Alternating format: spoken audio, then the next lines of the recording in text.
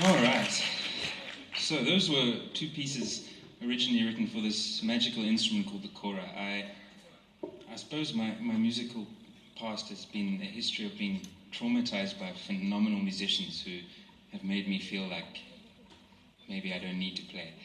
You know, and actually the first time that happened was in India. I came with a violin, big mistake. I wanted to learn the violin here in 1997. I was obviously 3 years old at the time. And anyway, so I went back home and decided I would become a guitarist after that experience. Luckily, I didn't meet Debashish then, otherwise maybe I would never be playing guitar today. So I thought I'd be safe if I played guitar after hearing violin down in Chennai for quite a long time I was there. So this instrument, the kora, is a 21-string harp. It's made from a gourd. You have many gourd instruments here as well. And it has 2 lines of strings. And the wonderful thing about it is that you can play 3 things at the same time. So you can have, for example, the left-hand thumb. It's a harp, so you're not playing with the fingers. The left-hand thumb could make a bass line like this.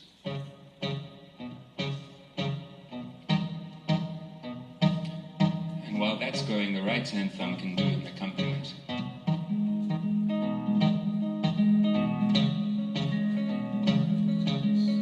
Which for me would have been perfectly enough, you know.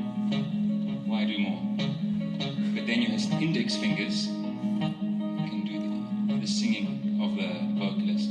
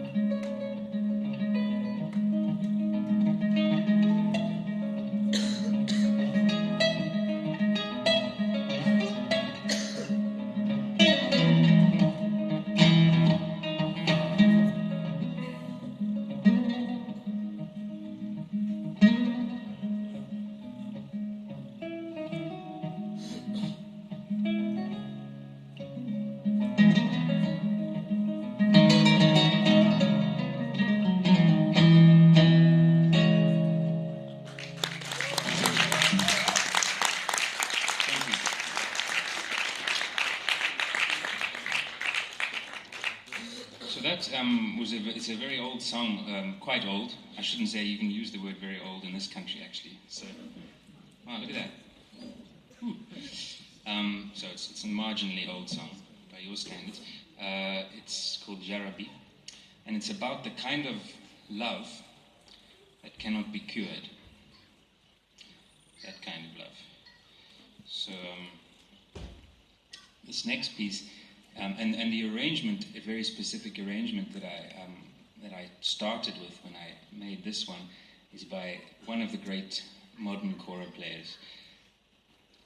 He's like the Glenn Gould of kora, or the Ravi Shankar of kora, in the sense that he's brought this instrument to many people outside of his home country, Mali, in West Africa. His name is Tumani Javate, and this is a piece of his it's a really wonderful example of how the oral tradition works in West Africa.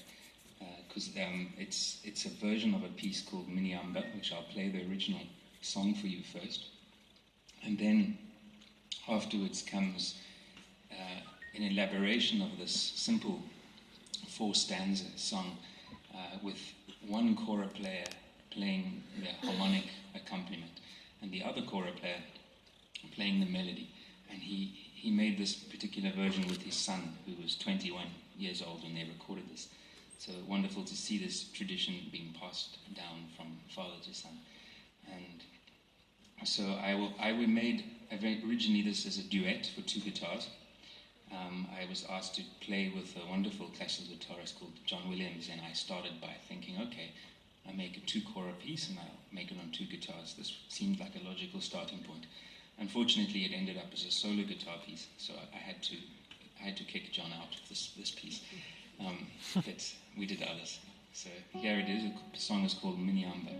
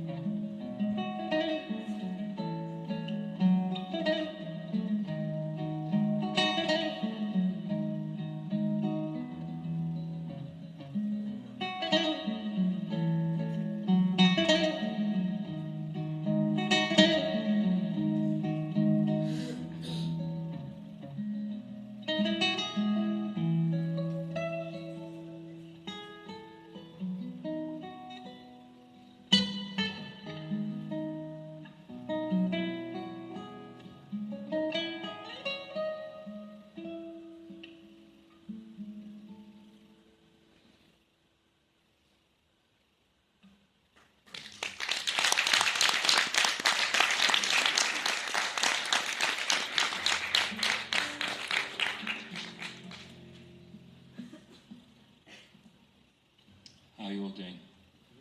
Good? Okay. So, how I learned this music is I was listening to it for the first time. A friend of mine gave me a CD, and I didn't know anything about this music, and the CD was actually a copy of the CD, back when you had to copy something onto a CD in order to pirate it. So I had this copy, and it had the name. That's all. And I knew nothing about this instrument because in South Africa we're as close to West Africa really as, I don't know, somewhere far here. So there's no communication, especially 15 years ago. So I listened to the music in horror, when I discovered that there was one musician playing, and it had all the things about music that I loved. It was rhythmic and cyclical and like trance. At the same time, it had the complexity of Bach, which I was playing a lot of. So about 10 years later, after listening to it a lot, I thought, hey, well, what about trying to play the music actually? If I think this is a composer, and then I can play it. So I started by writing it down very slowly. And this is the piece that I first wrote out and learned. And you can imagine after hearing this music for 10 years on one recording and suddenly hearing it coming from guitar was very exciting. I didn't wash the dishes for months. And I made a little recording of it and I sent it to a friend. And the friend sent it to a kora player, Sona Jabate. And she sent back a letter saying, "That's amazing. It's gone full circle because this piece was originally a guitar piece."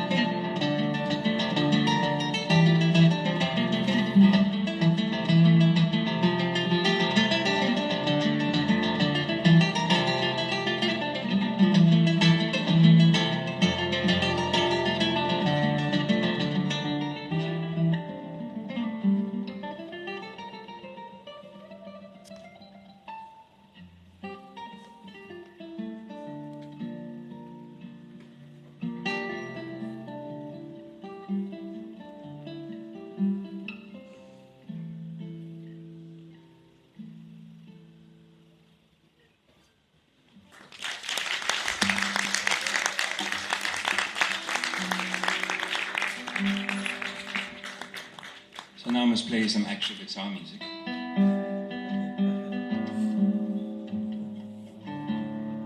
going to play you a piece called Selva Amazonica. It's very much changed from the original, which is for 10-string guitar by an incredible kora player called, God, I've gone bonkers. No, not kora player, sorry. I'm going to fight with my mic stand a bit. There we go. By the incredible composer Egberto Gismonti from Brazil.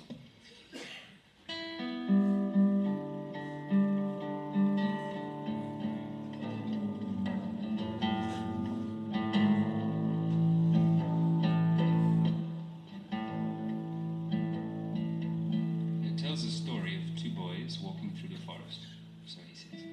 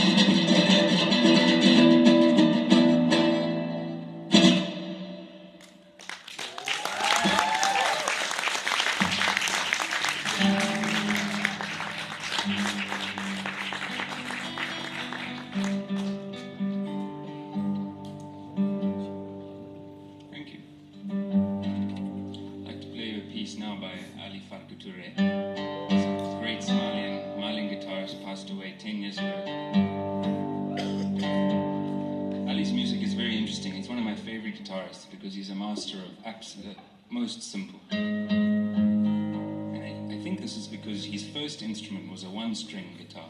And he said he spent his entire life trying to find all the sounds that he could find on the one-string guitar, on the six-string guitar. He said he never quite succeeded. He said the six-string guitar is a very difficult instrument to play. It's even worse with these chaturangi, they have even more than six strings. He said it was so hard because you had six strings, each wanting your attention all the time. He said it was like having six wives.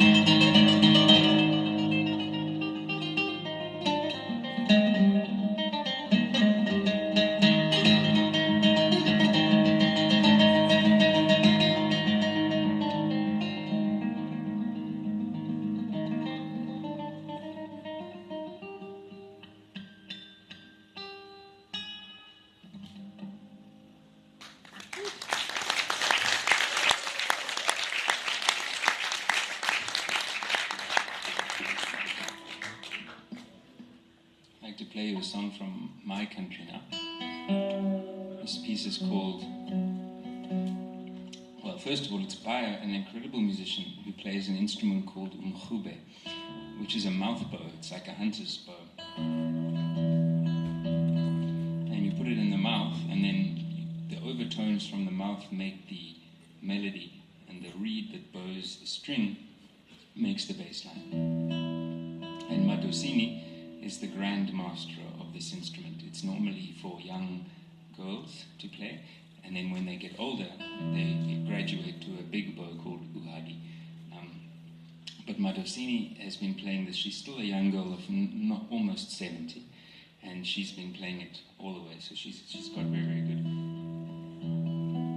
And I made this arrangement to play with her. We were playing often together, and after I played it to her, she thought it was my composition, and she said she wanted to write words for it. So I tried to explain to her, no, this is your piece, but it never really got through, so it's mine now.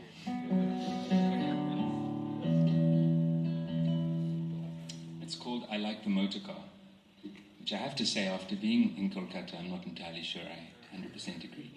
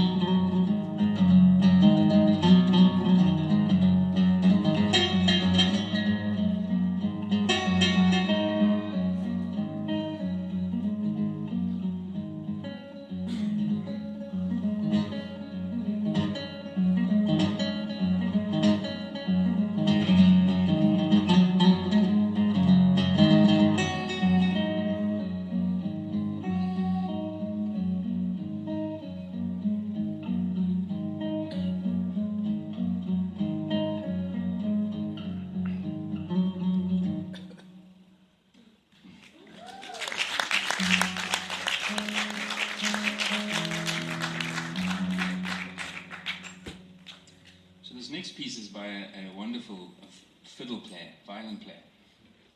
An interesting thing happened in music in the 1980s. I think it was around the mid-1980s. England and America made a very important musicological discovery. They discovered that the rest of the world also made music. And they didn't know what to do about this. And they didn't know what to call it and where to put it in the record stores. Ravi Shankar was very clever. He came and said, Indian music is classical music. So you guys were lucky. The rest of us got called world music because it was music that came from the world, you know, which made sense. So we have this problem now where we have world music. So this is one of my favorite world musicians. He's a German violinist who takes his inspiration from, in this particular piece, Spanish dance, and does all sorts of incredible things to it. The violin is one of my favorite ethnic instruments. You know, this box with the gut of a sheep, and they scratch it with the horsehair tail, you know, the tail of a horse. It's very ethnic, very earthy. Anyway, this piece is called the Chaconne, and the violinist, you must check him out. He made a lot of wonderful recordings.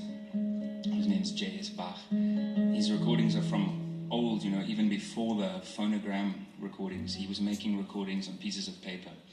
because, you know, the electricity was really in its infancy then.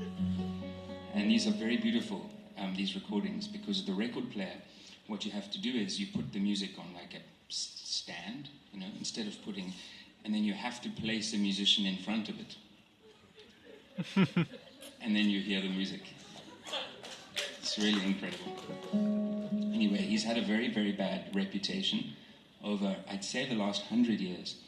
They've been calling his music sorts of terrible things, like classical music. Awful.